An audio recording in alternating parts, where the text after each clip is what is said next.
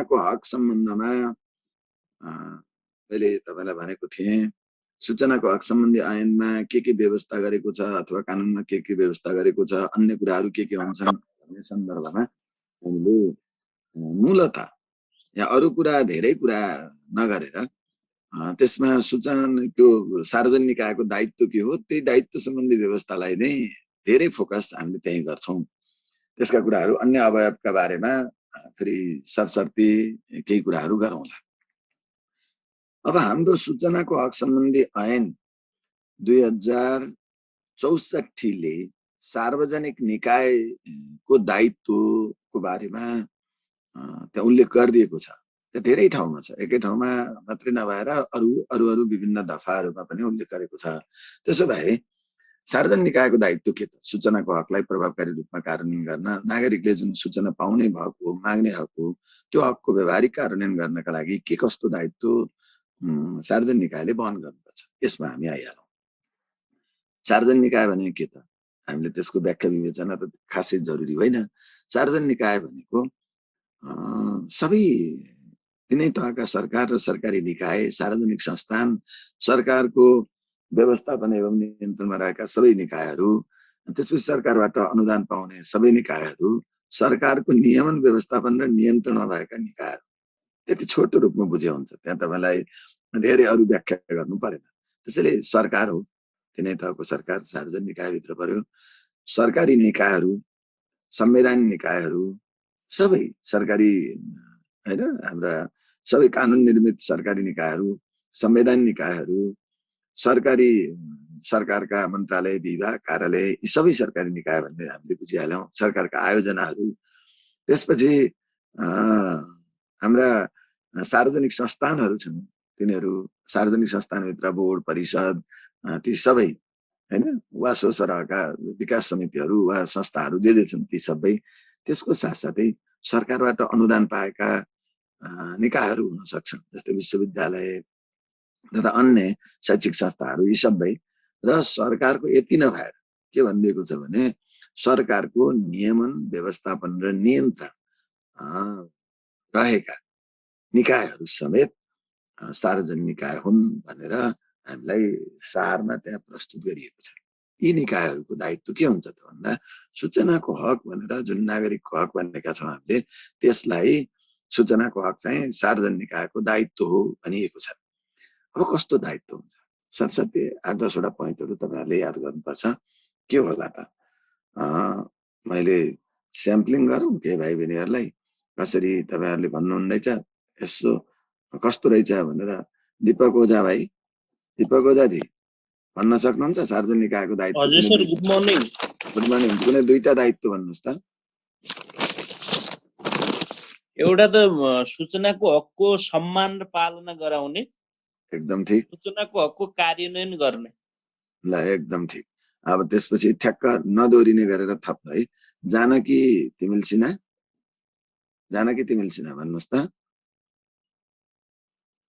हजुर सर,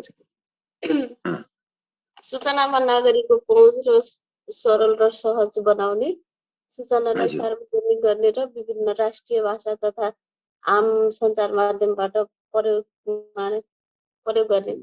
ल दुईटा भनेको तीनटै भन्दिनु भयो तपाईले है। ठीक छ। अनि त्यसपछि सूचनालाई विभिन्न भाषामा सूचना प्रकाशन गर्ने, सूचनाको व्यवस्थापन गर्ने, हैन, सूचनामा सबैको सहज पहुँच अभिवृद्धि गर्ने व्यवस्था मिलाउने। ल अब निर्मला चौलागाई जी भन्नु त। निर्मला चौलागाई। हजुर सर। ल भन्नु त। अब थप्नु। आफ्नो काम कारबाहीहरुलाई चाहिँ सुन्नु भन्दैछु। आफ्नो काम कारबाहीलाई खुल्ला र पारदर्शी रूपमा सम्पादन गर्ने। ठीक। राइट टु इन्फर्मेसन अडिटको पूर्ण रूपमा अवलम्बन गराउने। हजुर। सार्वजनिक दुईटा भन्नुभयो है सर, दुईटा भने। दुईटा ठीक छ, ठीक छ, ठीक छ, एकदम ठीक छ। आफ्नो पारदर्शी कार्यप्रणाली अवलम्बन गर्ने, त्यसलाई के हो भने आफ्नो सबै काम कारबाहीहरूलाई पारदर्शी बनाउने अथवा पारदर्शी कार्यप्रणाली अवलम्बन गर्ने। र अर्को के भन्नुभएको थियो तपाईले? अडिट, आरटीआई अडिट गराउने भने के भने तपाईले? हजुर सर, राइट टु इन्फर्मेसन अडिटको पूर्ण रूपमा अवलम्बन गर्ने। रामचन्द्र तिवारी जी। हजुर सर, रामचन्द्र नमस्ते। तिवारीजी, हजुर नमस्ते सर, गुड मर्निङ। नमस्ते, भन्नु त। नागरिक बडापत्रको व्यवस्था गर्ने, हजुर उजुरी तथा गुनासो सुनवाईको व्यवस्था गर्ने, हजुर सूचना अधिकारी एवं संयन्त्रको व्यवस्था गर्ने, ल ठिक छ। अब क्षतिपूर्ति तपाईँलाई यहीँ रोके तपाईँले। हो, सूचना अधिकारीको सार्वजनिक निकायहरूले आफ्नोमा सूचना अधिकारीको व्यवस्था गर्ने, अनि जे जस्तो सूचनाको हक कार्यान्वयन सम्बन्धमा कुनै गुनासोहरू भयो भने गुनासो सुनवाईको व्यवस्था गर्ने, त्यो गुनासो सुनवाईभित्र उजुरी लिने, त्यसमा क्षतिपूर्ति दिने सबै कुरा त्यसैमा आउँछन्। र उजुरी लिने, ठिक छ, उजुरी सुन्ने अथवा गुनासो सुनवाईको सुन्ने मात्रै होइन, त्यो सुनवाईको व्यवस्था पनि भनेको उजुरी लिएर मात्रै भएर कि त्यसको सही गुनासो सुनवाई गर्ने, यहाँसम्म हो। अब भावनाजी, तपाईँले हात उठायो हुनाले भावना बरालजी नदोहोरिने गरे। हजुर, भन्नु। सार्वजनिक निकायमा रहेका सूचनाहरूको अभिलेख तथा भण्डारण गर्ने, हजुर, अनि राष्ट्रको गोपनीयता, सार्वभौम सत्ता, अखण्डता, शान्ति, सुरक्षा, अन्तर्राष्ट्रिय सम्बन्ध र गोपनीयता भङ्ग नहुने गरेर सूचनाहरूलाई गोप्य व्यवस्था मिलाउनु। ल, अब म यति दुईटैमा तपाईँलाई सीमित गरेँ। हो, त्यसले चाहिँ के हो भने सूचनाको पारदर्शिता मात्रै होइन, सूचनाको प्रचलित कानुनमा जुन गोपनीयता कायम गर्ने पनि हो, र सूचना त्यसै त दिन सकिँदैन। त्यसैले अभिलेख व्यवस्थापनलाई प्रभावकारी बनाउने, प्रभावकारी अभिलेख व्यवस्थापन गर्ने। ल, ठिक छ। अनि सुभाष धमलाजी,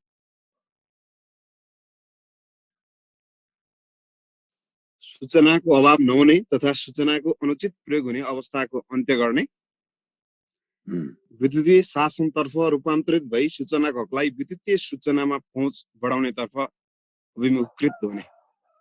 ठ्याक्कै त्यही कुरा त भनेको छैन। सूचनालाई, सूचनाको प्रवाहलाई अथवा सूचनाको सहज पहुँच अभिवृद्धि गर्ने भन्ने बित्तिकै तपाईँलाई हो, त्यसैबाट तपाईँले त्यो कुराबाट त्यसलाई राख्न सक्छौँ कि सूचना प्रवाहमा, सूचनाको व्यवस्थापनमा आधुनिक प्रविधिलाई आत्मसात गर्ने, त्यो कुरा भन्न सक्छौँ है धमलाजी। अनि आलोक महतोजी। हजुर, यसमा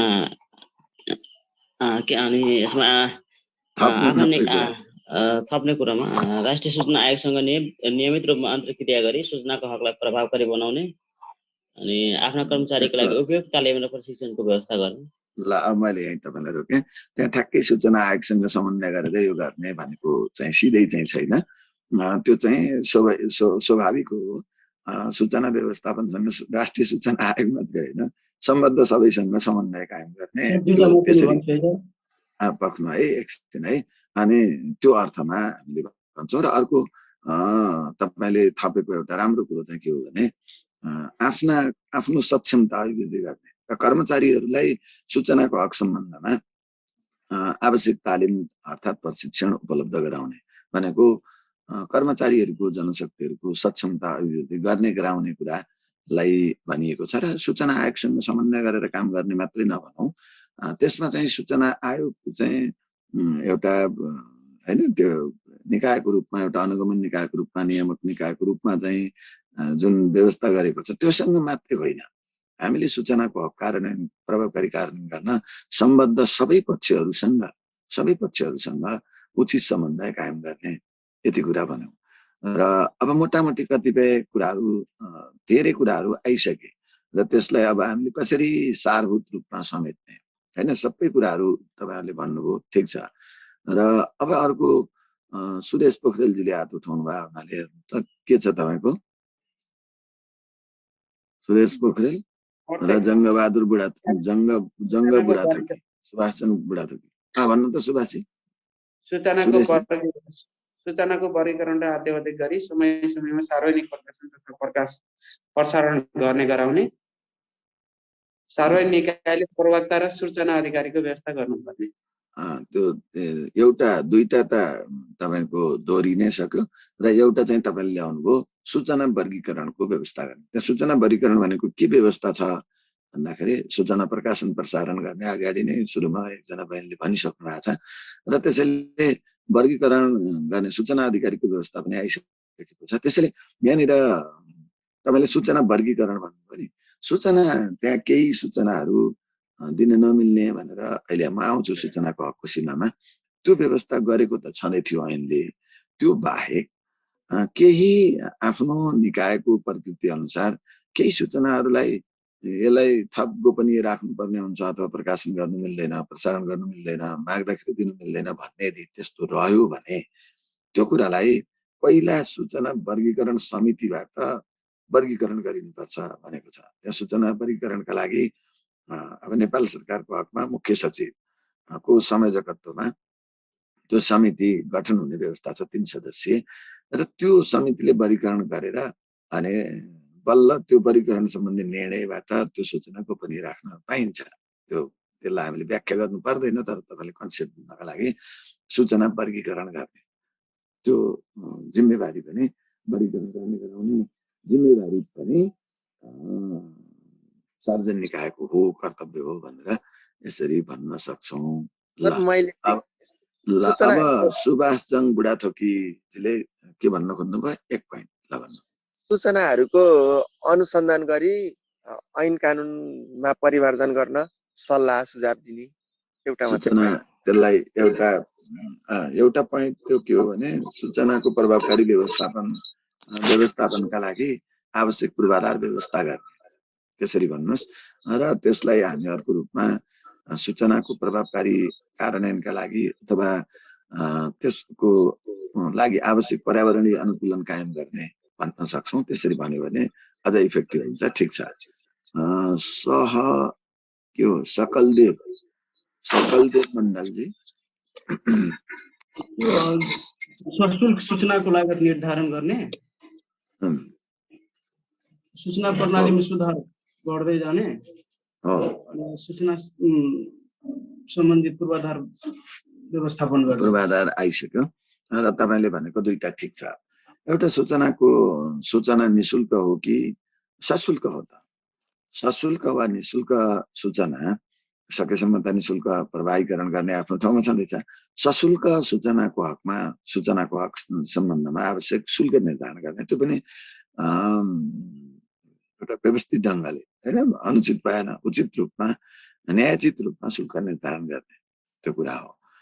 शुल्क निर्धारण गर्ने कुराहरूलाई हामीले त्यहाँनिर उल्लेख गर्छौं र मोटामोटी मैले तपाईहरु सबैलाई धन्यवाद। यो के हो भने तपाईहरुले सार्वजनिक निकायको दायित्व सम्बन्धमा के बुझ्ने हो भने पहिला कहाँबाट सुरु गर्ने भन्दा सूचनाको हकको सम्मान गर्ने। अघि राम्रो पोइन्ट आएको छ सुरुमै र त्यो हो।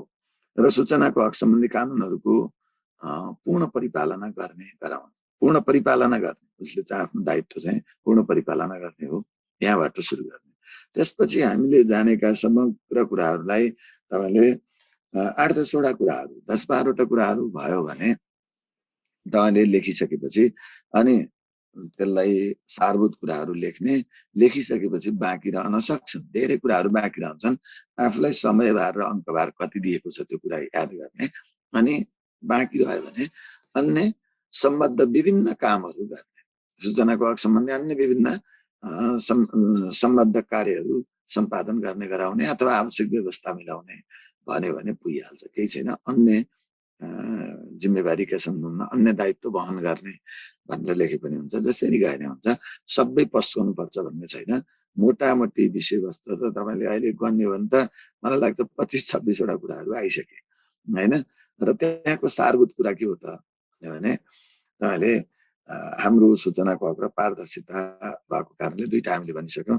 आफ्नो कार्यप्रणाली पारदर्शी कार्यप्रणाली अवलम्बन गर्ने, कर्मचारीहरूलाई प्रशिक्षित गर्ने, आवश्यक पूर्वाधारहरूको व्यवस्था गर्ने, सूचना व्यवस्थापनलाई प्रभावकारी बनाउने अथवा त्यसैलाई अभिलेख व्यवस्थापनलाई प्रभावकारी बनाउने खास कुरा यो।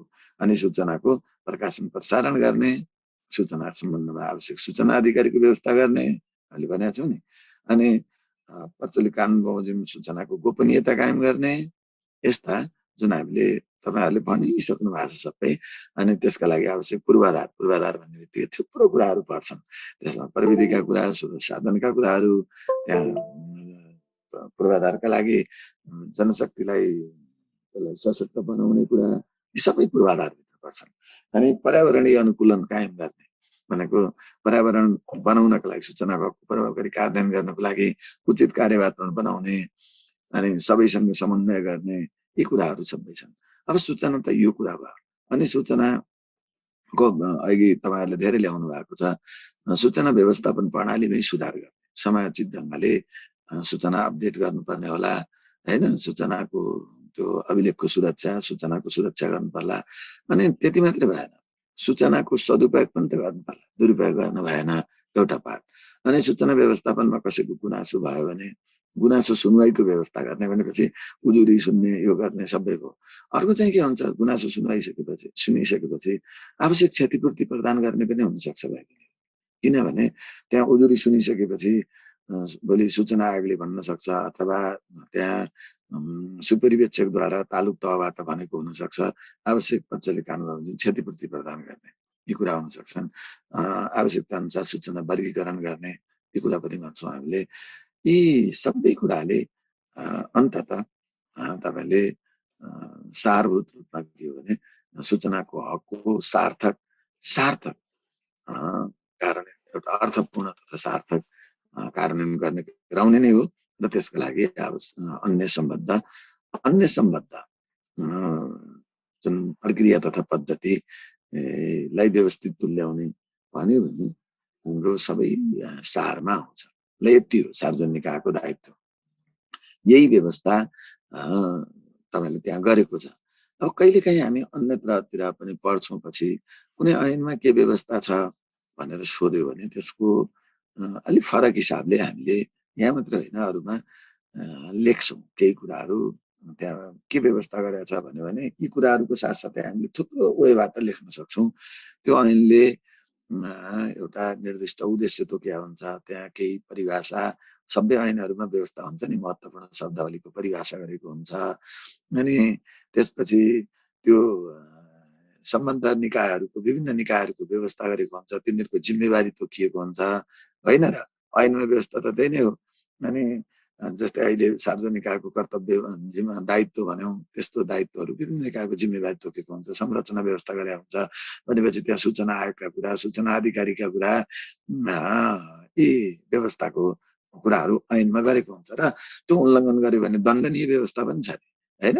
कुनै कानुनहरू उल्लङ्घन गर्यो भने दण्डनीय व्यवस्था हो भने त्यसको अनुसन्धान तथा कारबाही प्रक्रियाको बारेमा व्यवस्था गरेको हुन्छ। भनेपछि ती सहितका अन्य व्यवस्थाहरू यस्तो छ है भनेर गर्ने क्रममा फेरि हामी अर्को किन तपाईँलाई भन्दा पछि हामी विभिन्न कानुनहरूको बारेमा पढ्नुपर्ने हुन्छ।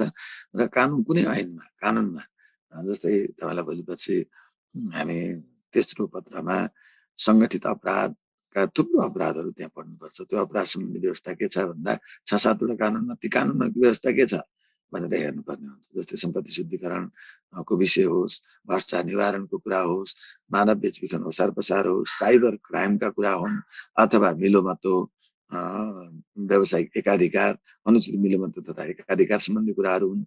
ती थुप्रो त्यहाँ कानुनहरू राखेको छ। हो त्यो कानुनका सन्दर्भमा कुरा गर्दाखेरि सबैको मोडेल एउटै आउँछ। यस्तै अन्यत्र पनि अरू कानुन पनि छन्। थुप्रो कानुनहरूको बारेमा पढ्दा त्यसको प्रश्नको नेचर अनुसार हामीले कस्तो उत्तर दिने भन्ने कुरा चाहिँ फेरि पछि थाहा पाउँछौँ। त्यसलाई कसरी लिने भन्दा एउटा स्ट्रक्चरमा हामी आउँछौँ। त्यो पढ्दै गएपछि तपाईँलाई अलिक सहज हुन्छ, बुझ्दै गएपछि। अहिले चाहिँ यहाँ सूचनाको हकसँगको अरू कुराको सम्बन्धमा त्यति धेरै हामीले याद गर्नु पर्दैन। अब यसको फन्डामेन्टल एउटा पार्ट हो भने अर्को पार्टमा अब सूचनाको हकको सीमा के त, के कस्ता सीमाहरू छन् सूचनाको हकको। सूचनाको हकमा को सीमा भन्नाले के कस्ता सूचनाहरू माग्न पनि नपाउने अथवा मागेको आधारमा उपलब्ध गराउन नहुने होइन, त्यो गोपनीय राख्नुपर्ने, त्यसैलाई नै हामीले सूचनाको हकको सीमा भनेर भन्छौँ। त्यो सीमालाई कसरी व्यवस्था गरेको छ सूचनाको हक सम्बन्धी ऐन 2064 होस् अथवा अन्य प्रचलित कानुनमा पनि छ। नेपालको संविधान, सूचनाको हक सम्बन्धी ऐन 2064, सूचनाको हक सम्बन्धी नियमावली 2065 र अन्य प्रचलित कानुनमा। खालि त्यहाँ मात्रै छैन। हामीले अहिले भन्ने बेलामा त सूचनाको हक सम्बन्धी हक र पारदर्शिता भने नै हो, त्यहाँ ऐनको कुरा त बोले होइन, यहाँ त हामीले पो उठाएको त होइन। नत्र त त्यसको आधार बेस लिन खोजेको मात्रै हो, नत्र अन्य प्रचलित कानुनमा पनि छ। किन तपाईँलाई म भन्छु भने जस्तै धेरै भाइ बहिनीहरूले त निजामती अहिले आफ्नो सेवा सम्बन्धी ऐन त पढ्नु भएको छ, सेवामा हुनुहुन्छ, निजामती सेवा ऐनमा यदि त्यहाँ हेर्नु भने आचरणमा लेखेको छैन तपाईँलाई सरकारी कामकाज प्रकाशन गर्न प्रतिबन्ध भनेको छ कि छैन, त्यहाँ सूचनाहरू के छ, गोपनीयता कायम गर्नुपर्ने छ, गोपनीयताको शपथ लिनु छ, त्यहाँ आफ्नो ठाउँमा छ। अब त्यहाँ मात्रै सैनिकमा होला, अरूमा होला, अथवा त्यही तपाईँले कुनै पनि पदाधिकारीले आफ्नो सेवाको सन्दर्भमा पाएका सूचनाहरू सेवामा रहँदा वा नरहँदा कुनै पनि अवस्थामा त्यसलाई प्रकाशन गर्न मिल्छ? गर्दैन, मिल्दैन।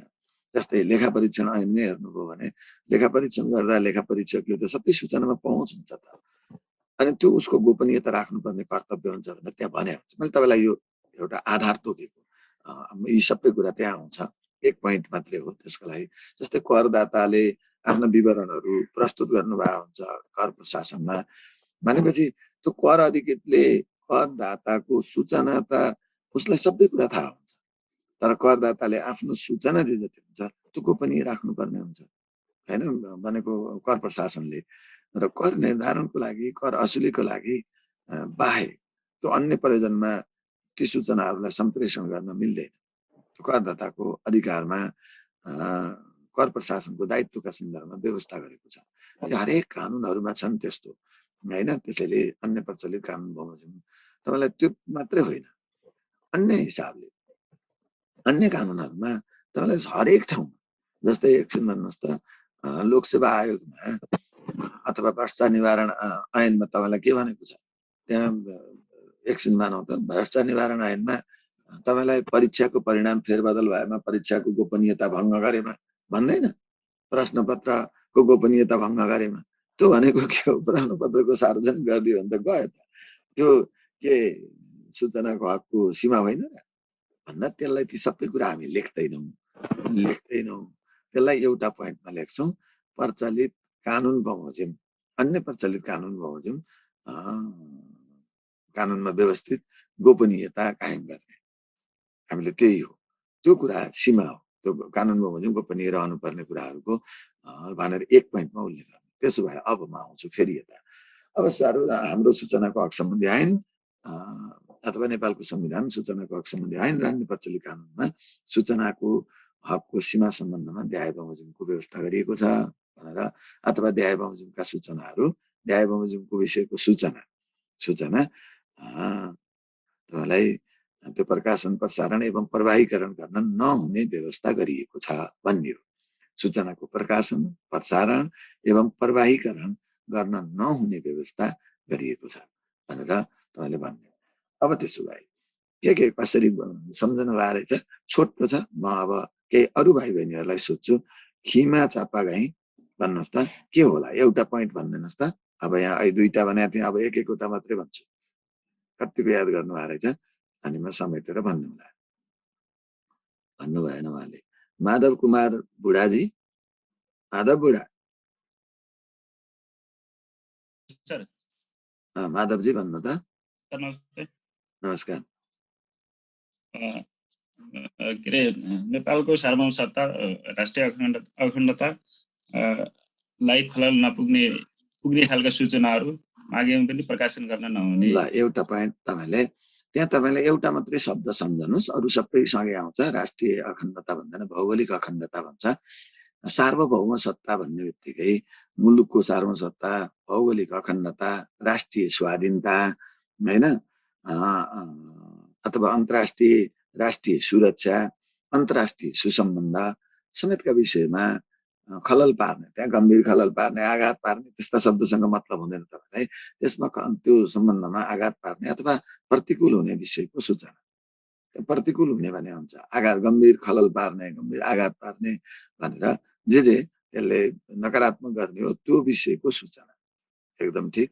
नेपालको सार्वभौमसत्ता, भौगोलिक अखण्डता, राष्ट्रिय स्वाधीनता एवं स्वतन्त्रता हैन, राष्ट्रिय सुरक्षा तथा अन्तर्राष्ट्रिय सम्बन्धमा खलल पार्ने विषयको, गम्भीर आघात पार्ने, खलल पार्ने, त्यसलाई खलबलाउने भने नि भयो। अथवा त्यो पनि धेरै भन्न लेख्न मन लागेन भने अन्तर्राष्ट्रिय सुसम्बन्धको प्रतिकूल हुने विषयको सूचना, प्रतिकूल अनुकूल नहुने प्रतिकूल हुने विषयको सूचना भने हुन्छ। नम्बर 1 एकदम ठिक माधवजी।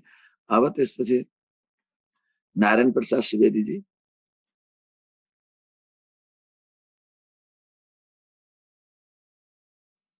भन्नु भएन।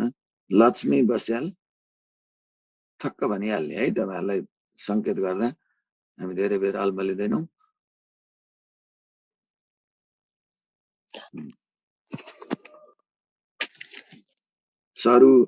सरु खतिवडाजी भन्नु त। अपराधको अनुसन्धान, तहकिकात तथा अभियोजन प्रत्यक्ष असर नपार्ने सूचनाहरू। अपराधको अनुसन्धान भए बुझेँ मैले। प्रत्यक्ष असर नपार्ने विषयको सूचना होइन कि त्यसलाई चाहिँ प्रतिकूल त्यसमा प्रतिकूल असर पार्ने विषयको सूचना। ठिक छ। तपाईलाई अपराधको अर्को एउटा शब्द सम्झनुहोस्। एउटा शब्द सार्वभौम सत्ता सम्झनुहोस्, अर्को शब्द अपराध सम्झनुहोस्। अपराधको अनुसन्धान, अभियोजन, अनुसन्धान तथा तहकिकात सम्बन्धमा, अपराधको अनुसन्धान तथा तहकिकात सम्बन्धमा प्रतिकूल असर पार्ने सूचना। हामीलाई अपराधको अनुसन्धान तथा तहकिकात एउटा स्वतन्त्र रूपमा निष्पक्ष रूपमा गर्न पाउनु पर्ने हुन्छ र त्यसको कतिसम्म त्यसलाई गोपनीय राख्नुपर्ने हुन्छ। त्यसैले अपराधको अनुसन्धान, अभियोजन, अपराधको अनुसन्धान अनुसन्धान तथा तहकिकात सम्बन्धमा अपराधको अनुसन्धान तथा तहकिकात सम्बन्धमा त्यो प्रतिकूल असर पार्ने विषयको सूचना नै हामीले दिन मिल्दैन। ल ठिक छ। अर्को विनोद ढकालजी। विनोद ढकाल भनौँ त। विभिन्न जाति वा सम्प्रदाय बीचको सुसम्बन्धमा प्रत्यक्ष रूपमा फल पार्ने विषयहरू पनि पर्छ। ल ठिक छ। ल हल्ला नगरौँ है भाइ बहिनीहरू।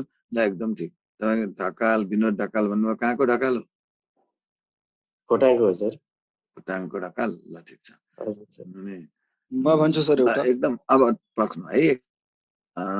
मैले यो विषयलाई, उहाँले भनेको विषय भनेको के हो भने, हाम्रो समाजमा विभिन्न जात जाति, भाषा, धर्म, सम्प्रदाय, वर्ग, समुदाय, जात जातिको सुसम्बन्धमा हाम्रो एउटा आपसी सद्भाव, सुसम्बन्धमा खलल पार्ने विषयको सूचना। त्यसैले जात जाति, भाषा, धर्म, सम्प्रदायको सुसम्बन्धमा खलल पार्ने विषयको सूचना दिन मिल्दैन।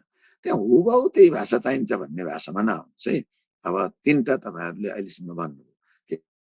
नेपालको एउटा सार्वभौम सत्ता सम्झनुहोस्, एउटा अपराध सम्झनुहोस्, एउटा जात जातिको सुसम्बन्ध, एउटा सामाजिक सुसम्बन्ध। यो तीनटा कुरालाई हामीले याद गरौँ। अब कसले भन्छु भन्नुभएको थियो? रामचन्द्र तिवारीजी। ल ठिक छ। सकभर यहाँ मैले सबैलाई पालो दिन खोजे मात्रै हो। शान्ति उपाध्यायजी आउनु होला है। रामचन्द्रजी नहात्तिनु। उपाध्यायजी। ओम विक्रमजी। सर म यहाँ भन्दैछु। आर्थिक, व्यापारिक तथा मौद्रिक हित वा बौद्धिक सम्पत्तिको संरक्षण वा बैंकिङ वा व्यापारिक गोपनीयताको गम्भीर आघात पार्ने विषयहरू। नहेरी भन्नुभयो कि हेरेर भन्नुभयो? भन्नु त। हजुर। हेरेर भन्नुभयो कि नहेरी भन्नुभयो? नहेरी भनेको सर। ल फेरि दोहोऱ्याउनु त। आर्थिक, व्यापारिक तथा मौद्रिक हित वा सम्पत्तिको संरक्षण वा बैंकिङ वा व्यापारिक गोपनीयताको गम्भीर आघात पार्ने विषयहरू। फेरि अर्को पटक भन्नु त। टेस्ट हो मेरो। आर्थिक, व्यापारिक तथा मौद्रिक हित वा बौद्धिक सम्पत्तिको संरक्षण वा बैंकिङ वा व्यापारिक गोपनीयतामा गम्भीर आघात पार्ने विषयहरू। यो मैले तपाईहरुलाई यो एउटै कुरा तपाईलाई व्यापारिक, बैंकिङ एवं आर्थिक तथा मौद्रिक भनौँ न, बैंकिङ एवं व्यावसायिक हित, यसलाई एउटै शब्द के हो भने को प्रतिकूल हुने विषयको सूचना। एउटा पहिलो पाठमा तपाईलाई सोझो भाषामा आर्थिक एवं व्यावसायिक हितको प्रतिकूल हुने विषयको सूचना। आर्थिक एवं व्यावसायिक हितको प्रतिकूल हुने विषयको सूचना भनेको त्यसमा के हो पछि हामी अरू पनि पढ्छौँ। त्यहाँ व्यापारिक हित हुन्छ, मौद्रिक हित हुन्छ, ब्याङ्किङ हित हुन्छ, बौद्धिक सम्पत्ति संरक्षण सम्बन्धी हितहरूका कुराहरू हुन्छन्। कायम राखेन भने त्यो हित प्रतिकूल हुन जान्छ। त्यसैले त्यो हितको प्रतिकूल हुने सूचना, जस्तै एकछिन भन्नुहोस् न, तपाईँलाई अहिले कुनै टेलिकम्युनिकेसन कुनै पनि सेवा प्रदायकको दूरसञ्चार सेवा प्रदायकको रिचार्ज कार्डको नम्बर, रिचार्ज कार्ड तपाईँहरूले कति नम्बरदेखि कति नम्बरसम्म तपाईँहरूको रिचार्ज कार्डको व्यवस्था छ सूचना पाऊ भन्न मिल्छ? भन्यो भने सिद्धिको नि, त्यसको सार नै त्यसैमा छ हैन, त्यो गोपनीयता छ। अनि बौद्धिक सम्पत्तिका कुराहरू बौद्धिक हाम्रो टपिक्स नै छ, त्योभित्र हामीले थुप्रो कुरा पढ्छौँ त्यहाँ हैन, प्याटेन्ट राइटका कुराहरू अथवा कपिराइटका कुराहरू छन्। ती विषयवस्तुहरूको गोपनीयता भङ्ग भयो भने आखिरमा त उसको व्यवसायको त समग्र हित त्यसैमा छ नि, त्यो त गयो। त्यसैले आर्थिक, व्यापारिक, मौद्रिक तथा बौद्धिक सम्पत्ति सम्बन्धी हितको प्रतिकूल हुने विषयको हामीले दिन मिल्दैन। त्यसैले छोटो रूपमा भन्दाखेरि हामीले अझै सजिलै त्यसरी व्यापारिक, आर्थिक भन्नुहोस् अथवा व्यावसायिक भन्नुहोस्, विशेषतः आर्थिकभित्र पनि के हुँला त भने व्यापारिक, ब्याङ्किङ वा बौद्धिक सम्पत्ति सम्बन्धी हैन हितको प्रतिकूल हुने विषयको सूचना भन्नु हो भने गोपनीयताको प्रतिकूल हुन्छ नि, त्यो गोपनीय राख्नुपर्ने हुन्छ। त्यसैले त्यो हित सम्बन्धी प्रतिकूल हुने विषयको सूचना भने हो। त्यसैले आर्थिक, व्यापारिक, मौद्रिक हितको दिनुपर्छ। त्यो गोपनीयता को प्रतिकूल गोपनीयता सम्बन्धी प्रतिकूल गोपनीयतामा प्रतिकूल असर पार्ने विषयको सूचना चाहिँ दिन मिल्दैन। त्यसैले रूपमा चाहिँ आर्थिक, व्यापारिक, ब्याङ्किङ एवं अथवा तथा बौद्धिक सम्पत्तिको हितको प्रतिकूल हुने विषयको सूचना, एकदम पर्फेक्ट है। अब अर्को थप्ने सुजन थापाजी, अर्को कुनै कुरा थप्नु? सुजन थापा। हजुर सर, यो व्यक्तिगत गोपनीयता र व्यक्तिको जीवज्यानसँग सम्बन्धित सूचनाहरूमा चाहिँ जीवज्यानसँग सम्बन्धित विषयमा चाहिँ खतरा पुर्याउने विषयहरूमा चाहिँ सूचना प्रदान मिल्दैन। एकदम राम्रो कुरो, त्यसलाई धेरै लेख्नु पर्दैन। वैयक्तिक गोपनीयताको विषयको सूचना, त्यहाँ तपाईँलाई व्यक्तिको जीव, आवास, सम्पत्ति, लिखत, पत्राचारहरू प्रचलित कानुन बमोजिम अनैतिक छ भनिएको छ।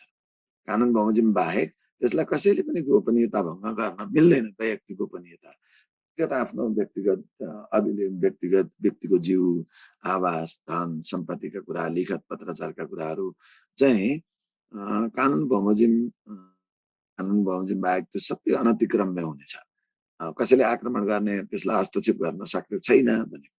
त्यसैले वैयक्तिक गोपनीयताको विषयको सूचना मात्रै भने हुन्छ। त्यो धेरै कुराहरू आघात पार्ने यो गर्ने भने पर्दैन। वैयक्तिक गोपनीयता नै पर्छ। वैयक्तिक गोपनीयताको विषयको सूचना हैन, वैयक्तिक गोपनीयतामा प्रतिकूल असरको सूचना अथवा वैयक्तिक गोपनीयताको प्रतिकूल हुने विषयको सूचना, यो चाहिँ हामीले दिनु मिल्दैन। ल, 5 वटा भयो। फन्डामेन्टल कुरा यिनै लेखेको छ। यो बाहेक अब के होला त? अब थप्नका लागि कृष्ण प्रसाद मात्रै लेख्नु भएको रहेछ। कृष्ण प्रसाद के हो? थर चाहिँ के हो भाउ? शर्मा हो सर। कृष्ण प्रसाद पछिको के शर्मा हो? म सिग्देल शर्मा। सिग्देल शर्मा, ल ठिक छ। कृष्ण प्रसाद सिग्देलजी, ल भन्नु त। सबै कुरा त आइसक्यो सर हैन? हजुर। यहाँ एउटा के छ भन्दाखेरि संविधानको धारा 28 र वैयक्तिक गोपनीयता सम्बन्धी ऐन 2075 ले व्यवस्था गरेका अन्य सीमाहरू चाहिँ भन्ने एउटा बाँकी रह्यो। हजुर, अरु त सबै कुरा आइ नै छ। ल, त्यहाँ मात्रै होइन, अघि मैले एउटा पोइन्ट तपाईहरुलाई भनि पनि सकेका थिएँ। प्रचलित कानुन बमोजिम गोपनीय रहनु पर्ने विषयको सूचना भनेर भन्ने। प्रचलित कानुन बमोजिम भने अहिले तपाईले सेवा ऐन हेर्नुहोस्, सैनिक ऐन हेर्नुहोस्, प्रहरी ऐन हेर्नुहोस्, सशस्त्र प्रहरी ऐन हेर्नुहोस्, अनुसन्धान सम्बन्धी जुन विशेष सेवा ऐन हेर्नुहोस् हैन, नेपाल विशेष सेवा ऐन भने, ती लेखा परीक्षण ऐन हेर्नुहोस्, आयकर ऐन हेर्नुहोस्, मूल्य अभिवृद्धि कर ऐन हेर्नुहोस्, यो कुनै कतै छैन। भ्रष्टाचार निवारण ऐन हेर्नुहोस् अथवा लोकसेवा आयोग ऐन हेर्नुहोस्, कुनै यस्तो ऐन छैन कि जहाँ तपाईले उसको आफ्नो आचरण कुनै पनि क्षेत्रको केही न केही आचरण तोकिएको हुन्छ। ती आचरणका कुराहरूका सन्दर्भमा प्रचलित कानुनले गोपनीय रहनुपर्ने भनेको छ। हरेक कुराहरू त्यो गोपनीय रहनुपर्ने सीमासम्मका कुराहरूलाई एउटा पार्टी हो अझ अर्को पोइन्ट छ तपाईलाई यहाँ सिधा नभनेका 5 वटा त सबैले लेख्छन्, कहीँ न कहीँ बाका मिलाएर तलमाथि पारेर लेख्छन्। 6औं पोइन्ट यो हो। अब अर्को पोइन्ट पनि याद गर्नु पर्यो। अब तपाईहरु अर्को कसैले भन्न सक्नुहुन्छ? कोही सार्वजनिक निकायमा रहेको सार्वजनिक सरोकारको विषय नभएको सूचनाहरू प्रकाशन गर्न नमिल्दैन। त्यसैले लपक्नु है वन बाइ वन है। नागरिकको सरोकार नभएको र सूचना वर्गीकरण समितिद्वारा सूचना सार्वजनिक गर्न नमिल्ने हो नि। ठीक छ ल एकछिन तपाईले एकदम ठिक कुरा ल्याउनुभयो। सूचना वर्गीकरण समितिद्वारा गोपनीय भनी वर्गीकरण गरिएको सूचना गोपनीय रहनुपर्ने भनी सूचना वर्गीकरण समितिद्वारा सूचना टिप्ने आधारमा है सूचना वर्गीकरण समितिद्वारा गोपनीय सूचना भने वर्गीकरण गरिएको सूचना गोपनीय सूचना भने वर्गीकरण गरिएको सूचना दिन मिल्दैन। त्यो सिधै त्यहाँ भनेको छैन, पछि भनेको छ। त्यसैले सूचना वर्गीकरण समितिद्वारा गोपनीय सूचना भने गोपनीय राख्नुपर्ने वा गोपनीय सूचना गरिएको सूचना त्यो पाठमा छ। र अब त्यसपछि अब अघि तपाईहरुले जुन भन्नु भएको छ अरु बाँकी के हुन्छ भन्दा सार्वजनिक निकायमा रहेको सार्वजनिक सरोकारको सूचना हामीले त्यो प्रवाहीकरण गर्ने भनेको माग्न पाउँछ। त्यो नागरिकको हक हुन्छ, सार्वजनिक निकायको दायित्व हुन्छ। तर यहाँ वैयक्तिक गोपनीयताको कुराले समेट्न चाहिँ समेटिहाल्छ। त्यसैले अब आफ्नो सरोकार नभएको सार्वजनिक सरोकार नभएको सार्वजनिक निकायकोमा रहेको सूचना त्यहाँ कहीँ कतै त्यसको लिमिटेसन छ। लिमिटेसन त्यो हो हामीले त्यो आधारमा पनि हामी उल्लेख गर्न सक्छौँ कि सार्वजनिक निकायमा रहेको सार्वजनिक निकायमा रहेको सार्वजनिक सरोकारको छ नि त सार्वजनिक सरोकार बाहेकको र आफ्नो र सार्वजनिक सरोकार बाहेकका अन्य सूचनाहरू पनि तपाईले त्यो लिन दिन मिल्दैन सम्बन्धित। जस्तै एकछिन भन्नुहोस् न, अहिले मैले भनौँ न अहिले तपाईले जस्तै सञ्जीवनी उपानेजीले आफ्नो एउटा ब्लड चेक गर्न दिनुभयो मान्नुहोस् हस्पिटलमा कहीँ ब्लड सेन्टरमा चेक गर्न दिनुभयो भने अनि त्यसमा अर्को कुनै व्यक्ति गएर सञ्जीवनी उपानेको ब्लड रिपोर्ट मैले पाउँ त भनेर माग्न मिल्दैन, अर्थ त्यो हो। अथवा कुनै एउटाको सरोकार रहेको विषय सार्वजनिक निकायमा जसको आफ्नो सरोकार हुनु पर्यो कि सार्वजनिक सरोकार हुनु पर्यो, होइन भने सूचना माग्न पनि मिलेन र त्यो सार्वजनिक निकायले दिन पनि मिलेन। त्यो अर्को लिमिट हो। यति जान्नुभयो भने पुगिहाल्छ। र अरू कतिपय अवस्था तपाईलाई प्रचलित कानुन बमोजिम भनेकै छ, कतिपय विचाराधीन रहेका सूचना पनि कुनै कार्य सम्पादनकै प्रक्रियामा रहेका विचाराधीन अवस्थामा कतिपय सूचनाहरू चाहिँ दिनु मिल्दैन। जस्तै भन्नुहोस् न को नतिजा त प्रक्रियागत रूपमा चाहिँ तपाईले हुन्छ नि त्यहाँ परीक्षा प्रणालीको गोपनीयता त सर्टेन दिनसम्म त गोपनीय रहन्छ नि। त्यो प्रक्रियागत रूपमा सम्पादनको प्रक्रियामा रहेका प्रचलित कानुन बमोजिमले जुन तोकेको छ त्यस्ता सूचनाहरू चाहिँ दिन मिल्दैन। त्यो माथिले कभर गर्छ। यही हो। र यति भनिसकेपछि तपाईलाई यो सार्वजनिक हाम्रा सूचनाको हक सम्बन्धी सीमाहरू अथवा गोपनीय रहनुपर्ने कुरालाई एउटा एउटा शब्द सम्झने धेरै सम्झने प्रयास नगर बिर्सिन्छ। त्यसैले सारौं सत्ता भनेपछि अरू सबै जोड्थ्याएर ल्याउने अपराध सम्झो अपराधको अनुसन्धान र तहकिकात भन्ने प्रतिकूल असर पार्ने विषयको सूचना। अनि अर्को चाहिँ आर्थिक व्यापारिक तथा मौद्रिक हित भनेर सम्झनुहोस्। एउटा व्यावसायिक हित भन्नुहोस् न, आर्थिक हित भन्नुहोस् न, त्यति मात्रै सम्झे पनि हुन्छ, केही गर्नु पर्दैन। अर्को हाम्रो सामाजिक सुसम्बन्ध भन्नुहोस्। त्यसमा एउटै पोइन्ट होइन, गरेर तपाईलाई दुई तीनटा बनाए पनि बिग्रदैन। जस्तै म उदाहरणको दिन्छु, भौगोलिक अखण्डता राष्ट्रिय स्वतन्त्रता स्वाधीन सम्बन्धमा प्रतिकूल हुने विषयको सूचना एउटा लेख्नु। अर्को अन्तर्राष्ट्रिय सम्बन्धमा प्रतिकूल असर पार्ने विषयको सूचना। अर्को मुलुकको राष्ट्रिय सुरक्षामा विषयको सूचना। तीनटा लेखेर तपाईलाई त्यहाँ बिग्रने हुँदैन, याद गरिरहनुहोस् है।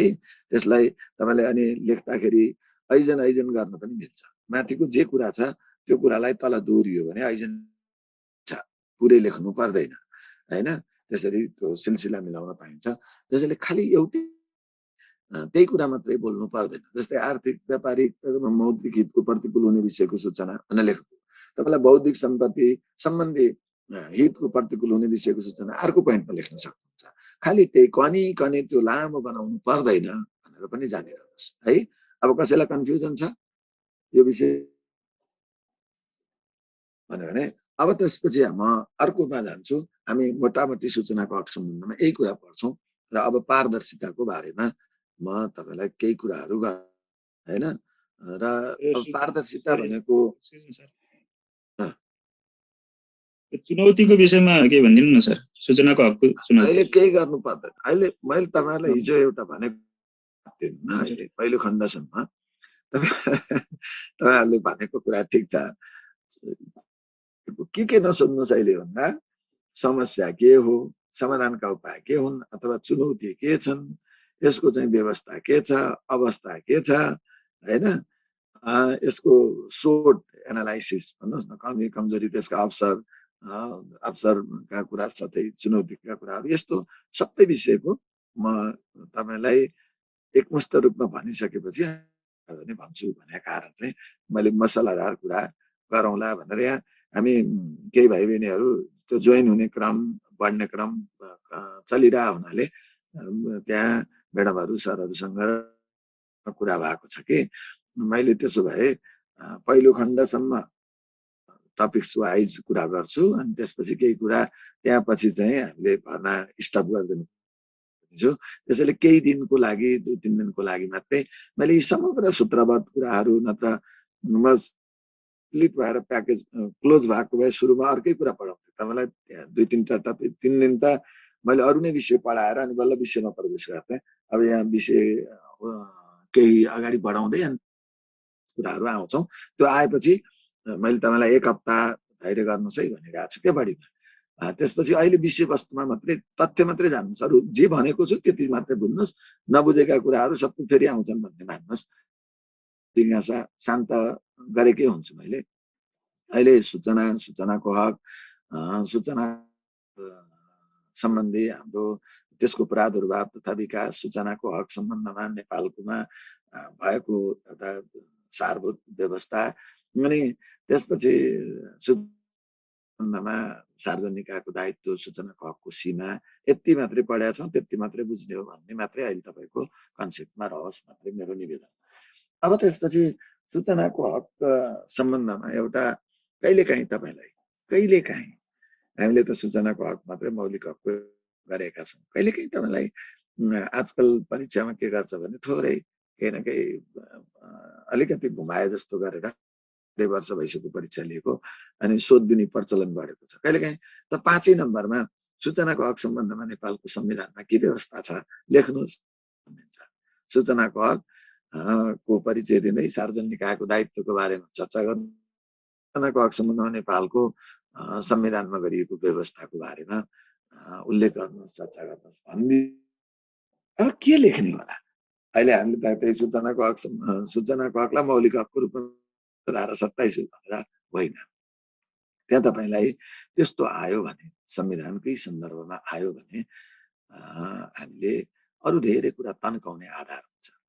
त्यस्तो अवस्थामा तपाईले धारा कति हो सञ्चारको हकमा धारा 19 हैन, सञ्चारको धारा 19, सूचनाको हक तपाईले धारा 27, गोपनीयताको हक धारा 28 र त्यो मौलिक हक उल्लङ्घन भयो भने संवैधानिक उपचारको हक छ धारा 46। त्यो धारा 46 फेरि त्यो धारा 46 भित्र स्वतः जोल्टिएर आउने धारा 133 छ भनेपछि यो व्यवस्था गरेको छ है भनेर बोल्न पर्ने हुन्छ, त्यसरी जान्नु पर्ने हुन्छ। कहिलेकाहीँ तन्काउने कुरा अहिले मैले यो माधवजीले प्रश्न सोधि याद गरेँ, त्यसैले तपाईँलाई भनेको। त्यसै त्यस्ता कुराहरू पनि हामीले जोडेर लेख्न प्रस्तुत गर्न, त्योमा भोलि अर्को कुरा पनि सिकिन्छ। त्यहाँ तपाईँलाई त्यो मात्रै होइन, संविधानको उद्देश्यमै हामी केन्द्रीकृत हुन्छौँ कि सूचनाको हकको बारेमा बोल्दा। किन भन्दा संविधानले के उद्देश्य बोक्यो? मुलुकमा दिगो शान्ति, सुशासन, विकास कुरा बोक्यो। त्यसका लागि सूचनाको हक एउटा महत्त्वपूर्ण अवयव आवश्यकै छैन। सुशासनका लागि सूचनाको हक चाहिएन, त्यसको अवयव होइन। तपाईँलाई मुलुकमा शान्ति कायम गर्न, समृद्धि हासिल गर्न सूचनाको हक बिना हुन्छ त? हुँदैन। त्यो उद्देश्य हासिल गर्नका लागि नै सूचनाको हक चाहियो भने उद्देश्य जोड दिन सक्छौँ। अनि त्यसपछि तपाईँलाई आज मुलुकमा संविधान कानुनको पालना गर्नु नागरिकको कर्तव्य हुन्छ भनेर लेखेको छैन। मौलिक हकमा कर्तव्य छैन। राष्ट्र त्यो पुरै मुलुकको सार्वभौमिकता, भौगोलिक अखण्डताको रक्षा गर्ने, यी सबै सारा कुरा संविधान र कानुनको पालना गर्ने, त्यो भनेको हक पालन गर्नु नागरिकको कर्तव्य पनि जोड्न मिल्दैन। ल भन्नुहोस् तपाईँहरूले।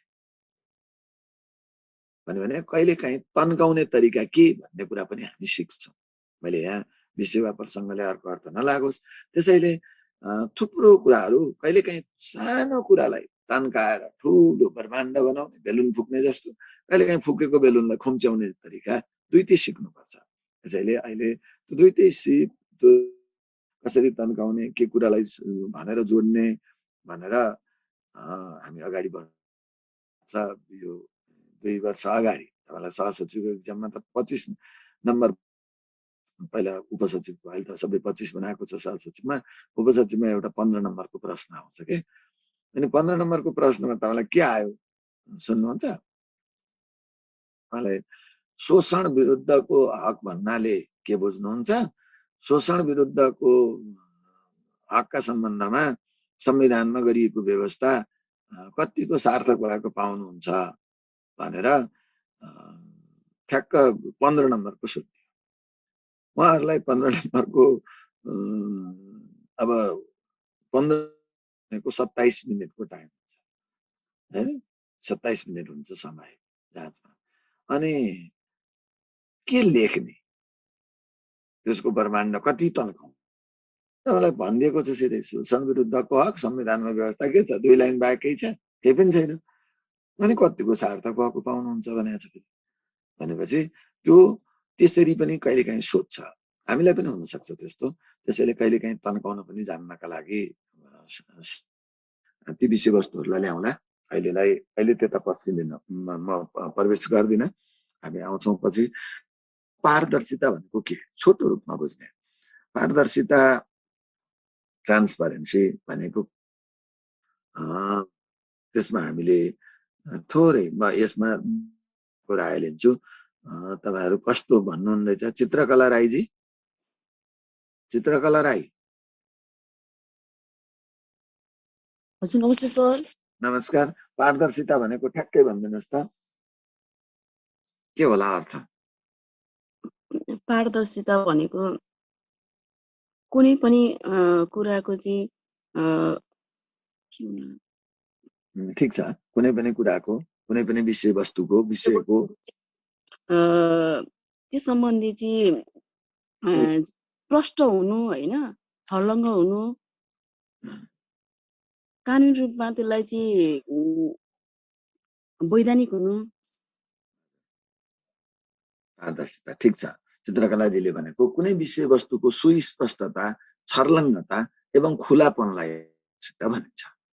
एकदम ठेट रूपमा लेख्ने तरिका त्यो हो। के भन्ने, कसो भन्ने, वैधानिकता हुनु भने जस्तो अलमा लिनुभयो। विषयवस्तु मनमा आएको छ, शैली मिलाउन मात्रै हो। त्यसैले कुनै विषयवस्तुको सुस्पष्टता, बोधगम्य, त्यो बोधगम्यता, बोध हुने, सुस्पष्टता, बोधगम्यता, छर्लङ्गता एवं खुलापनलाई नै पारदर्शिता भनिन्छ। पारदर्शिता भनेको एकदम। अब त्यो बाहेक अरू रमण धामीजी, मैले दुईजनालाई सोध्छु भनेको थिएँ। हजुर सर। के हो त्यसपछि चित्रकलाजीले भनेको बाहेक अरू के होला पारदर्शिता? सार्वजनिक सूचनामा आम नागरिक तथा सरकारवालाको सहज पहुँच सम्बन्धी व्यवस्था, अवस्था तथा अनुभूति। सार्वजनिक सरकारको सूचनामा मात्रै हो, तपाईको आफ्नो सूचनामा हुँदैन? सार्वजनिक सूचना तथा आम नागरिकको आम नागरिकको सूचना बुझेँ मैले। तपाईँले भनेको कुरा ठिक छ। रमन धामीजीले भनेको प्रसङ्ग चाहिँ के हो भने तपाईँले सूचनामा यहाँ भन्न खोजेको अर्थ सूचनामा भनौँ न, त्यो व्यक्तिगत सूचना अब कानुन बमोजिम नमिल्ने कुरालाई त दिँदैन, क्लियर कुरा छँदैछ। त्यसैले सूचनामा सम्बन्धित पक्षको पक्षले कानुन बमोजिमता भनिरहनुमा सूचनामा सम्बन्धित पक्षको सहज पहुँच हुन पर्यो नि, सहज पहुँच। अनि त्यो सूचनाको प्रकाशन पछि त्यसैले एउटै शब्द सम्झे हुन्छ, पहुँच हुनका लागि ती सबै कुरा चाहिन्छन्। त्यसैले सम्बन्धित पक्षको पहुँचको सहज पहुँच सम्बन्धी सहज व्यवस्था, अवस्था र अनुभूतिको समष्टि नै पारदर्शिता हो भनेर उहाँले भन्नु। एकदम त्यो मैले भाषा तपाईँलाई त्यहाँ मिलाइदिएको र यति हो। त्यसैले सम्बन्धित पक्षको सहज पहुँच, सजिलै उसको पहुँच भनेको त्यसले पाउने, त्यहाँ पुग्ने भनेको त्यो सहज पहुँचको व्यवस्था गरिदिनु पर्यो। त्यो व्यवस्था गरेर मात्रै भएन, अवस्था पनि देखिनु झल्कि, र त्यो झल्किएर मात्रै भएन, तपाईँले अनुभूत पनि गरेको हुनु पर्यो। सूचना माग्नेले पाउनेले पाए भन्ने हुनु पर्यो। त्यसैले सूचनामा सम्बन्धित पक्षको सहज पहुँचको व्यवस्था, अवस्था र अनुभूतिको समग्रतालाई उजागर गर्छ, पारदर्शिताले बुझाउँछ, जनाउँछ भन्न खोजेको यसरी उल्लेख गर्न सक्नुहुन्छ। र एउटामा हो भन्नुहोस्, अर्कोमा भनिन्छ भन्नुहोस्, अर्कोमा जनाउँछ भन्नुहोस्, अर्को वाक्यमा उजागर गर, अर्को वाक्यमा समेट्छ भन्नुहोस्, अर्को वाक्यमा तपाईँले त्यसरी एउटा अथवा यो छन् भन्नुहोस्, अर्कोमा यसलाई यी कुराहरूलाई अवगत गराउँछ भन्नुहोस्। खालि हो अथवा हुन्छ बुझिन्छ भनिन्छ त्यस्तो चाहिँ नहोस् भनेर तपाईँले त्यो भाषा पनि त्यो अवलम्बन गर्दै जानुपर्छ। त्यसरी अब यो हो भने अब त्यति दुईटा जानेपछि पारदर्शितालाई अरू विशेषणमा गए छ भाइ बहिनीहरू। अरू विशेषणमा भन्न खोजेको अर्थ अब तपाईँ सूचनाको हकको मूलभूत आधार पारदर्शिता होइन। सूचनाको हकको कार्यान्वयन कसरी गर्नुहुन्छ, पारदर्शी सोध्नुहुन्छ। त्यसैले सूचनाको हक कार्यान्वयनको हामीले सूचनाको हकसँग जोडेको पनि छ, हामीले पनि त्यो साइनले छुटाउनु भएन। त्यसैले सूचनाको हकको कार्यान्वयनको सूचनाको हक महत्त्वपूर्ण मूलभूत आधार प्रक्रिया पनि हो, आधार पनि हो। प्रक्रिया पारदर्शिता हो भनेर बुझ्नु पर्यो। अर्को तेस्रो कुरो पारदर्शिता भनेको त्यो। अब पारदर्शिताले के बुझाउँछ, के हो त भने तपाईँ हामी अलि पछि एउटा यो सार्वजनिक उत्तरदायित्व पढ्नुपर्ने छ भाइ बहिनीहरू। त्यो बेला आउँदा सार्वजनिक उत्तरदायित्व वहन गर्ने एउटा मूलभूत आधार, सार्वजनिक वहन गर्ने सारभूत औजार भन्नुहोस् न, औजार उपकरण ज्यावल नै पारदर्शिता हो। पारदर्शिता बिना तपाईँले कुनै उत्तरदायित्व वहन गर्न सक्नुहुन्न, जनउत्तरदायित्व वहन गर्न सक्नुहुन्न। त्यसैले सार्वजनिक उत्तरदायित्व वहन गर्ने एक साधन एवं औजारमा त्यसलाई लिइन्छ, पारदर्शितालाई लिइन्छ, त्यो पनि भन्न सक्नुहुन्छ। अब पारदर्शिता तपाईँलाई फेरि अर्कोमा आउँछु। हामीले सुशासनका कुरा थुप्रो गरिरहन्छौँ, हरेक ठाउँमा गर्छौँ।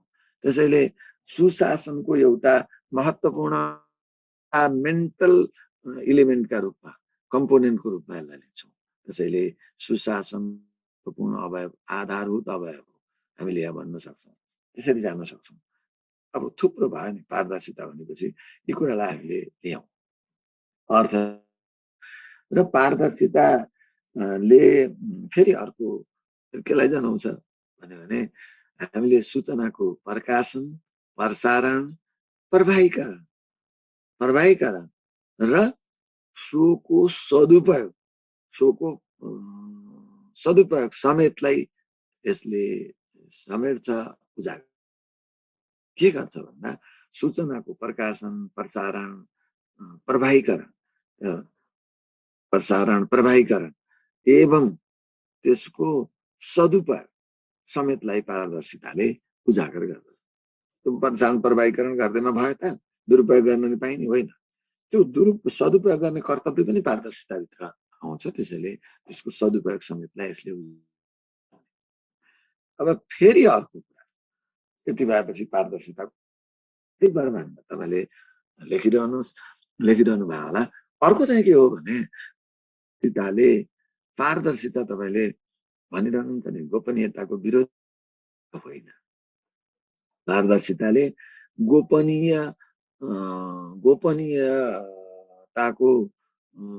गोपनीयताको यो विरोधी चाहिँ होइन है। पारदर्शिता गोपनीयताको विरोधी होइन, विपरीत होइन। पारदर्शिताले गोपनीयताको प्रचलित कानुन बमोजिम गोपनीय रहनुपर्ने कुराको त्यो पारदर्शिताभित्रै पर्दछ। प्रचलित कानुन बमोजिम गोपनीय रहनुपर्ने कुराहरूलाई पारदर्शिताले सम्मान गर्दछ। हामी खुलापन सबै कुरा भन्यौं नि, प्रभावीकरण भन्यौं नि, तर त्यो भन्दा पनि पारदर्शिताले के कुरालाई जनाउँछ भन्दा प्रचलित भनेको के कुरालाई यसले सम्मान गर्छ भन्दा पारदर्शिता पनि आइरहेको हुन्छ भन्न खोजेको के। त्यसैले पारदर्शिताले प्रचलित कानुन बमोजिम लाई सम्मान गर्छ, गोपनीय रहनुपर्ने कुरालाई सम्मान गर्छ। यसले गोपनीय शून्यकरणको गोपनीयताको शून्यता गोपनीय रहनुपर्ने कुरा छ नि गोपनीय शून्यताको परिकल्पना गर्दैन। गोपनीय शून्यताको परिकल्पना चाहिँ गर्दैन। पारदर्शिताले गोपनीय शून्यताको परिकल्पना प्रचलित कानुन बमोजिम गोपनीय रहनुपर्ने कुराको सम्मान गर्दछ। एउटै मात्रै कुरा के हो भने गोपनीय रहनुपर्ने विषयको पूर्ववत कानुनी व्यवस्था को यसले डिमान्ड गर्छ, यसले पैरवी गर्छ। त्यति मात्र। यसले के कुराको पैरवी गर्छ, के कुराको वकालत गर्छ भने कानुन जुन गोपनीय रहनुपर्ने विषयहरू जे छन् त्यो कानुनमा अग्रिम रूपमा कानुनमा व्यवस्था गरेर मात्र गोपनीय राख है। अनुमानी हिसाबले गोपनीय राख्न पाइँदैन। प्रचलित कानुनमा गोपनीय कानुनमा सुस्पष्ट व्यवस्था गरिनुपर्छ भन्ने कुराको पैरवी गर्छ। केही कुरा भन्न खोजिरहेको छु तपाईलाई, यो कहिलेकाहीँ जाँचमा यही स्टेटमेन्ट सोध्न सक्छ, पछि आउँछु। गोपनीयताले भनेको पारदर्शिताले गोपनीय शून्यताको परिकल्पना गर्छ। प्रचलित कानुन बमोजिम गोपनीय रहनुपर्ने कुराको यसले सम्मान गर्छ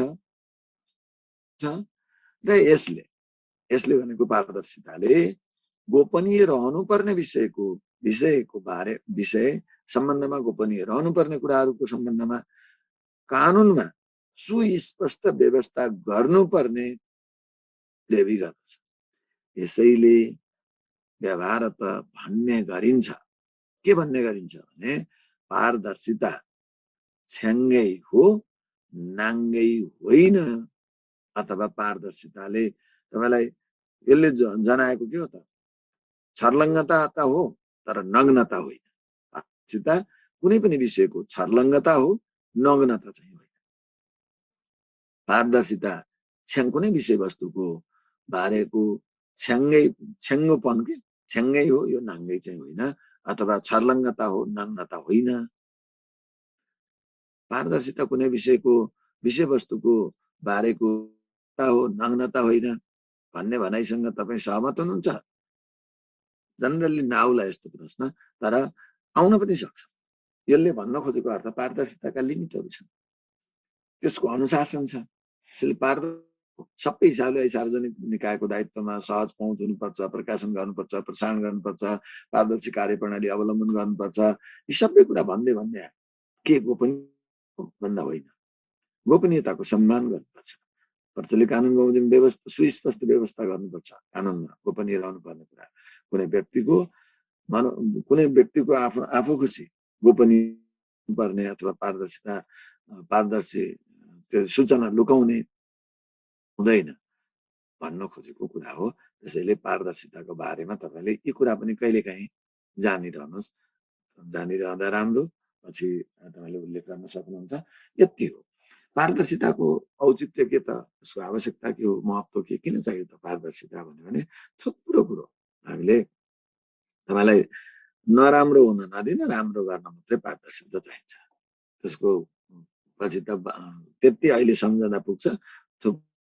पारदर्शिताले के गर्छ, तपाईँलाई कुनै पनि विषयवस्तुको बारेमा सुस्पष्ट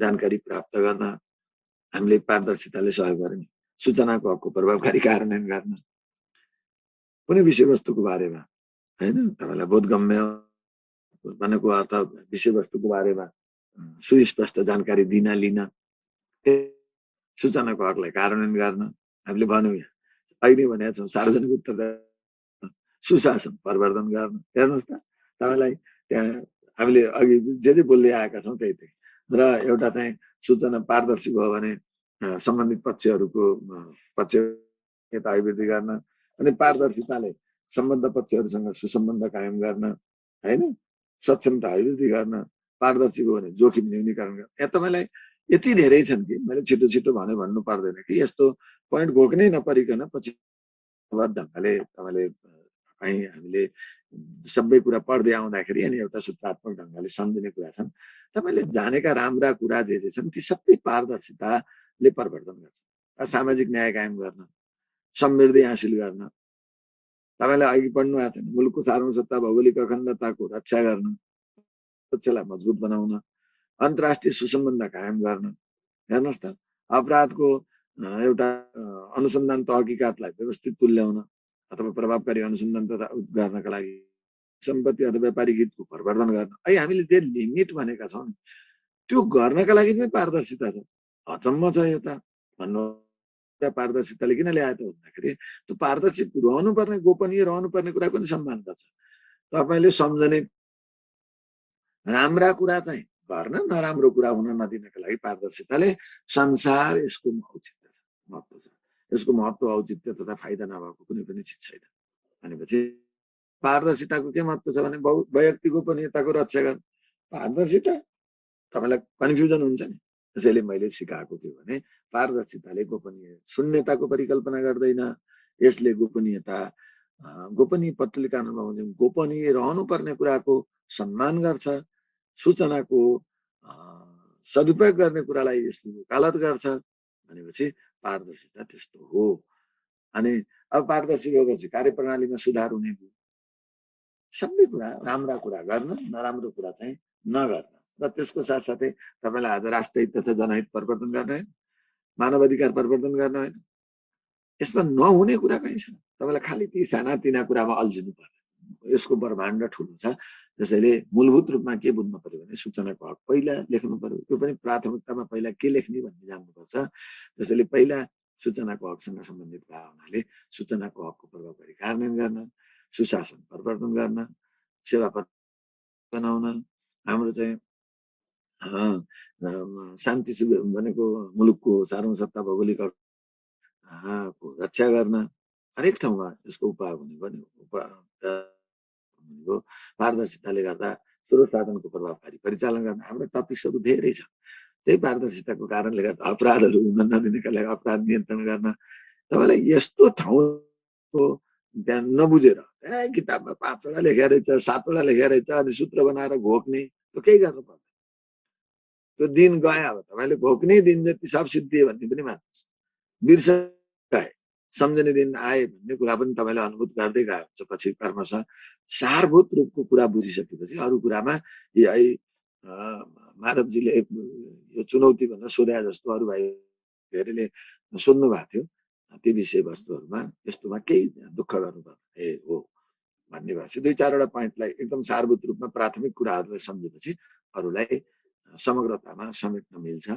सोसल साइन्सको विषय भए हुनाले र म यही कुरा गरेँ। यही हो हाम्रो चाहिँ।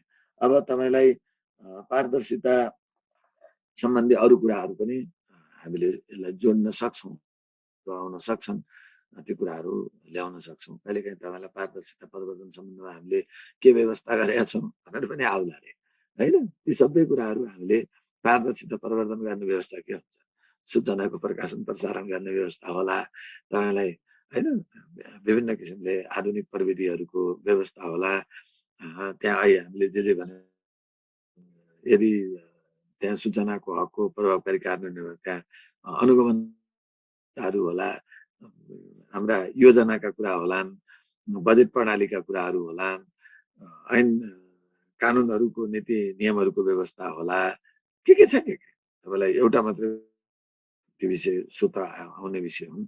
त्यसैले ऐन कानुन नीति नियमकै व्यवस्था गरेका छौँ पारदर्शिताका लागि। हाम्रो आधुनिक प्रविधिलाई आत्मसात गर्दै गएका छौँ। सार्वजनिक उत्तरदायित्व वहन गर्ने व्यवस्थालाई गरेका छौँ हैन। हरेक कुरा पारदर्शिता प्रवर्धन गर्ने टुलहरू, पारदर्शिता प्रवर्धन गर्ने थुप्रो छन्। त्यसमा हामी पछि बुझौँला। नत्र अहिले मैले पारदर्शिताको बारेमा सक्ने विषय यति हो। तपाईँलाई भोलि पारदर्शिता के कस्ता कमजोरीहरू छन् भन्यो भने पारदर्शिताका कमजोरीहरू भन्नु र सूचनाको हकको सीमा भन्नु उस्तै हो। तर अब प्लस हुन्छ यसमा। सूचनाको हकको सीमा भनेर हामीले के कुरा पाइँदैन भनेका छौँ। पारदर्शिताको सीमा के हो भन्दाखेरि त्यो सूचनाको हकको सीमा छुट्टै छँदैछ। त्यसको साथसाथै पारदर्शिताको सीमालाई हामीले फेरि के भन्छौँ भने के कमजोरीहरू पनि पारदर्शिताको सीमा हो। के त्यो पारदर्शिता कायम गर्नै सकेनौँ भन्यो भने त्यो पनि सीमा हो, त्यो कमजोरी हो। प्लस गरेर पछि पढौँला। ल अब यो सम्बन्धमा अहिलेसम्ममा भाइ बहिनीहरूले सूचनाको हक सन्दर्भमा पढाएको विषयसँग सम्बन्धित केही कुराहरू कन्फ्युजन भयो कसैलाई केही छ भने भन्नु, नत्र होइन भने म अगाडि बढ्छु, अर्को टपिक्समा प्रवेश गर्छु। अलिकति सर हिजोको सूचनाको हक यो कानुनी व्यवस्थाको कुरा थियो नि सर। हजुर। त्यसमा चाहिँ जस्तो यो नेपालको संविधानमा सूचनाको हक व्यवस्था गरिएको छ। संविधान कति लेख्ने भन्ने कुरा भन्छ। त्यो भित्रको कुरा पनि लेख्ने कि कानुनी व्यवस्थाहरू मात्रै लेख्ने भने हो। त्यसैले हाम्रो कानुनले केलाई समेट्छ भने संविधान र अब सूचनाको हक सम्बन्धी 2064 वैयक्तिक गोपनीयता सम्बन्धी ऐन त्यति मात्रै लेख्ने। पहिला मेरो कुरो सुनिहाल्नु न भनेपछि अब तपाईँले सूचनाको हक सम्बन्धी के कस्तो कानुनी व्यवस्था गरिएको छ, मैले है तपाईँलाई संवैधानिक व्यवस्था के गरिएको छ भनेर मात्रै पनि भनेको। तपाईँलाई कानुनभित्रको एउटा सबैभन्दा मूल कानुन संविधान हो। संविधानको व्यवस्था मात्रै प्रश्न सोध्न पनि सक्छ, कानुनी व्यवस्था प्रश्न सोध्न पनि सक्छ। प्रश्नसँग कुनै चिन्ता भएन कति लेख्ने भन्ने कुरा, कसरी लेख्ने भन्ने कुरा। अब यहाँ तपाईँले सोधेको कुरा के हो भने ती सबै हामीले त्यो ज्ञान सिक्न बाँकी नै छ। त्यसैले अङ्क भार र समय भार पहिला हेर्ने। तपाईँलाई कति आयो, 10 नम्बरमा त्यही सोध्यो कि 5 नम्बरमा सोध्यो कि अथवा 2-3 नम्बरमा सोध्यो कि, यो कुरालाई ख्याल गर्नु पर्यो पहिला। कानुन व्यवस्था के छ भने संविधान यी कानुनहरूमा व्यवस्था गरिएको छ, मूलभूत सार रूपमा यो छ भनेर त्यसको एउटा ऐनको नाम स्वाट्ट लेखेर संविधान ऐन नियम त्यसको सारभूत व्यवस्था यो भनेर सरसर्ती 5-6 पोइन्ट मात्रै लेख्न पर्ने हो कि 2 नम्बर सोधे के गर्नु, त्यहाँभन्दा केही छ? केही पनि छैन। भने अब 10 नम्बर सोध्यो भने 10 नम्बर हामी के गर्ने भन्दा संविधानमा यो छ, त्यसको सरल रूपमा लेख्नु पर्यो। संविधान मात्रै कानुन हो र हाम्रा अन्य विषयगत कानुनहरू छन्।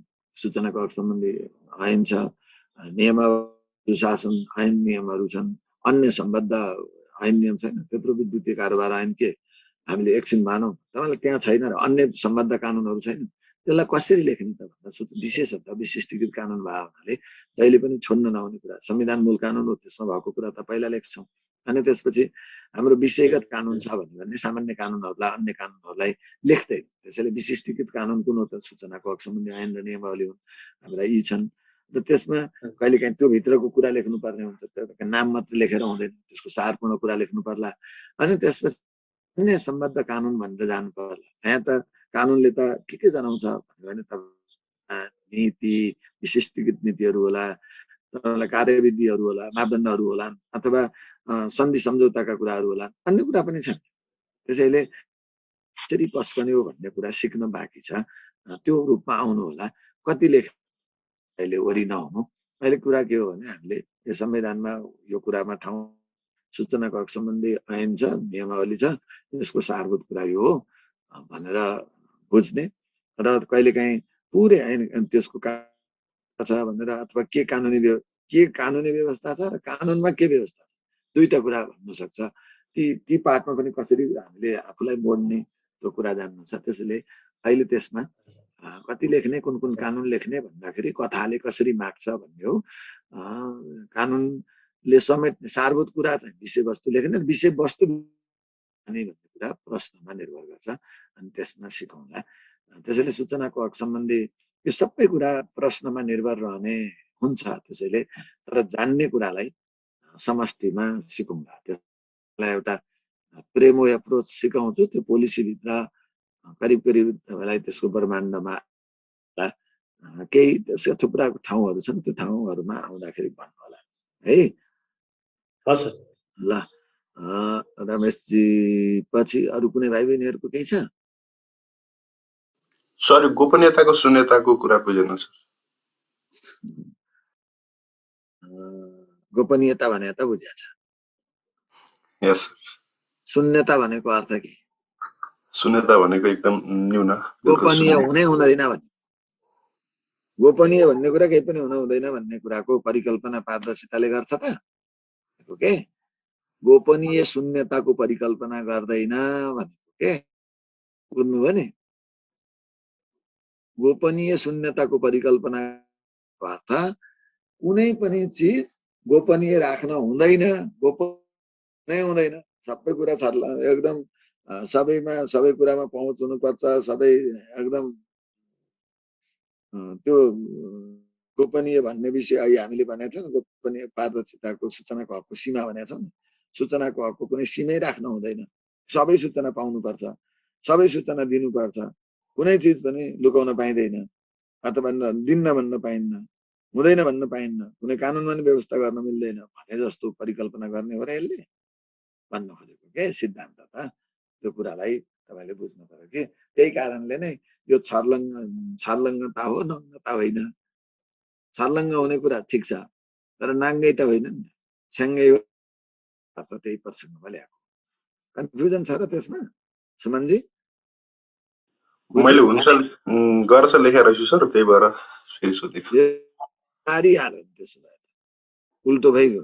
शून्यताको गोपनीय शून्यताको परिकल्पना गर्छ भने त बर्बादै होइन। ल अब भाइ बहिनीहरूको केही छैन भने म अगाडि बढेँ है त।